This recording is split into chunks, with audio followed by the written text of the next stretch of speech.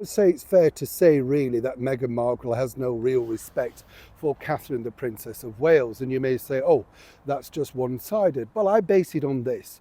If you remember earlier this year, as Catherine announced to the world, I thought with a lot of personal strength, after virtually being forced to do so by those online trolls that are still out there today, basically claiming the most terrible things about any individual, particularly when they're going through an illness. It's absolutely deplorable what these people were saying, and they're still now pushing those myths even today.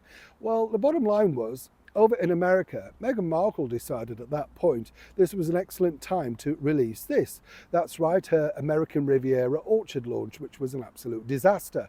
Now, you would have thought tact and diplomacy, well, maybe the order of the day. Certainly not in the world of Meghan, and now it's just been ramped up. As ever, let me explain. Morning, good to see you. Thank you so much for your time. I hope you're all right. Are you keeping well? I know we often talk about this, but do let me know as ever. It's never easy in this winter, particularly over here in the United Kingdom right now, as I've said. We're having those days where one day it's perishingly cold, isn't it? And next day you go out, you've got all your stuff on, you're just, well, smothered. Sitting on the train or the bus, you think, "Ooh, roasted here," you know? But what can you do? You've got to be prepared.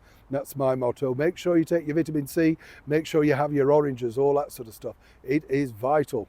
Now, as you can understand, it's difficult inside the royal family because, as we saw recently, Catherine, the Princess of Wales' very much loved annual Christmas Carol concert, now in its fourth year, took place over a week and a bit ago now, and with a lot of inner strength, as I pointed out, she managed to get through it. I admire her. I don't mind admitting that. I think she's a wonderful lady who's trying her very best in very difficult times. Where it gets interesting though, because as you know, there was a recent headline that basically said that Meghan and Harry had invited Eugenie over and family for Christmas. Now, as we also know, Princess Eugenie, the daughter of the disgraced Prince Andrew, the Duke of York, well, she has kept open channels with Harry and Meghan.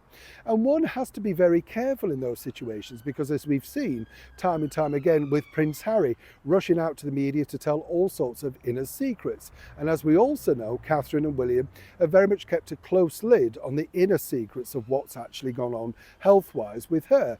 That's her prerogative, rightly so, in my opinion.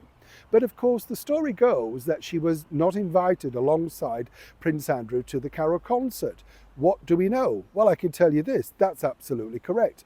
But there was never really an invite for Prince Andrew, simply because he has now been removed, if you like, of any kind of unroyal family duties.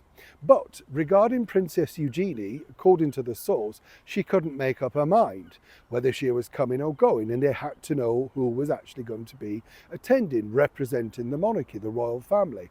And that's how that story got out. Now, what I've been told, and as ever we have to say allegedly, Meghan was delighted when this particular story came out about the invite to Christmas with her and Harry over in Montecito.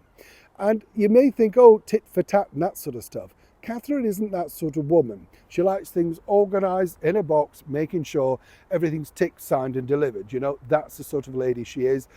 You know, I'm not, I wish I could be like that, but you know, some of us are not. And then consequently, that got picked up and somebody over in Montecito leaked it out.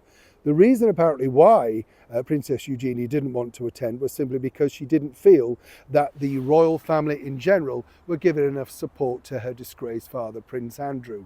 And this, of course, created a very big signage. One that Meghan and Harry jumped on, allegedly, to make sure that this looked in their favour. Either way, it looks like the skullduggery going on behind the scenes is still going on. But you can see who is actively playing it, whether Harry wants to downplay it with his grandiose speeches with the New York Times or not. Neil Sean, Kensington, London.